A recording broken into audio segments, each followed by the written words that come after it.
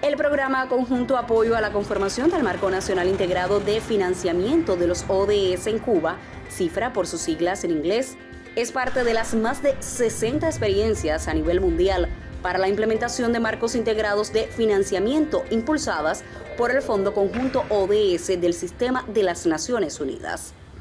CIFRA tiene mucha relevancia e importancia en el contexto actual cubano, que como todos sabemos está caracterizado por el recrudecimiento del bloqueo, también los impactos que tuvo para el país económicos y sociales de la pandemia de la COVID.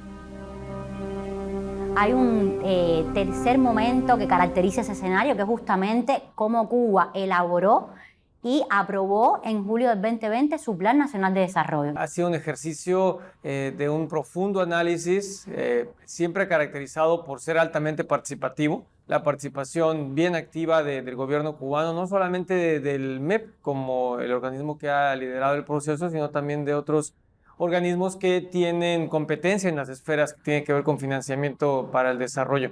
CIFRA constó de 3 etapas de implementación.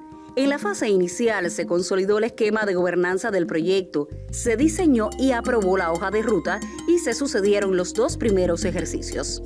En la fase de evaluación y diagnóstico se desarrollaron 12 productos para identificar limitaciones, desafíos y oportunidades para el financiamiento al desarrollo en Cuba. Estos productos supusieron los insumos fundamentales para la elaboración de una estrategia de financiamiento al desarrollo en la etapa final de CIFRA. So the first one is that innovation and governance are strongly interrelated and therefore need a sort of, really integrated strategy. Second related is the prioritization. These also imply a sort of institutional change. The other point to emphasize is the information base in order to, have a vision of where the Cuban development model can go. Cuando alguien viene a invertir en Cuba, lo primero que se va a topar es un alto riesgo. No quiere esto decir que no haya personas que no estén dispuestas a asumir ese riesgo, pero con una característica, y es que tú tienes que reconocer el riesgo que la otra parte asume. En otras palabras, hay que pagar el riesgo. Todo esto en medio del bloqueo. Entender las especificidades y las restricciones de trabajo de una economía como la cubana con severos problemas de balanza de pagos. Por ejemplo, la presupuestación con la limitación de divisas tan severa que sufre Cuba como resultado del bloqueo, el estrangulamiento financiero que ha sufrido Cuba. Hace con que nosotros veamos un caso sumamente difícil, pero también muy retador.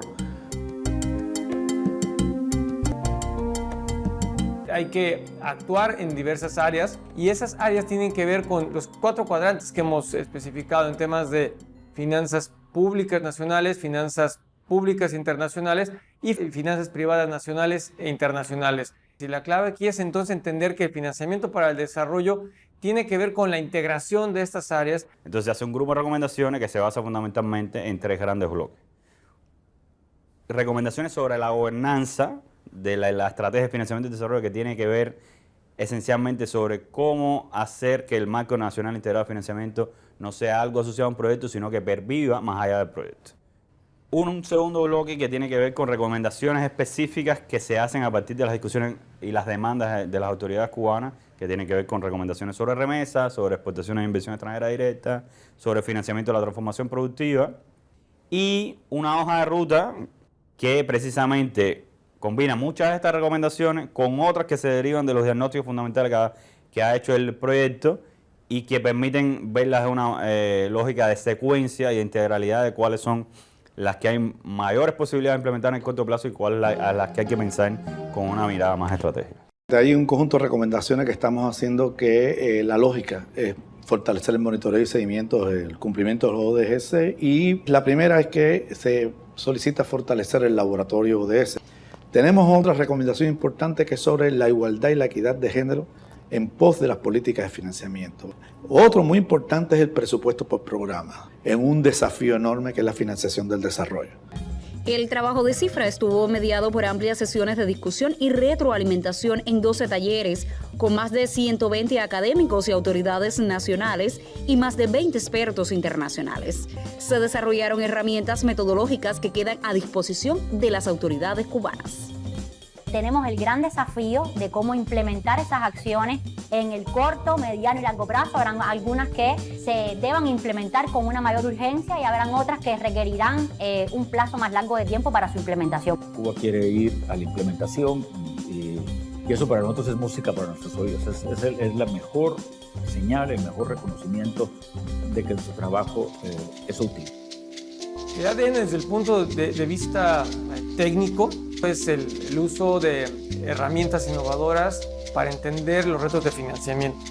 Eso desde el punto de vista técnico. Desde el punto de vista, digamos, del proceso, el ADN está en el trabajo en equipo. El mayor valor que tiene es actualizar la situación de desarrollo prospectivo que está en esos planes y en esos objetivos de desarrollo sostenible y ponerlo en pie de la realidad que tenemos en este momento y qué cosas hay que cambiar. Para nosotros es muy importante que Cuba comparta sus experiencias al resto de América Latina. Este es el primer ejercicio que hacemos, de hecho, en la subregión, en Centroamérica, México y el Caribe, que yo soy responsable, pero esperamos que esta experiencia nos ayude a armar marcos similares en otros países, ¿no? Pero el primero fue el de Cuba.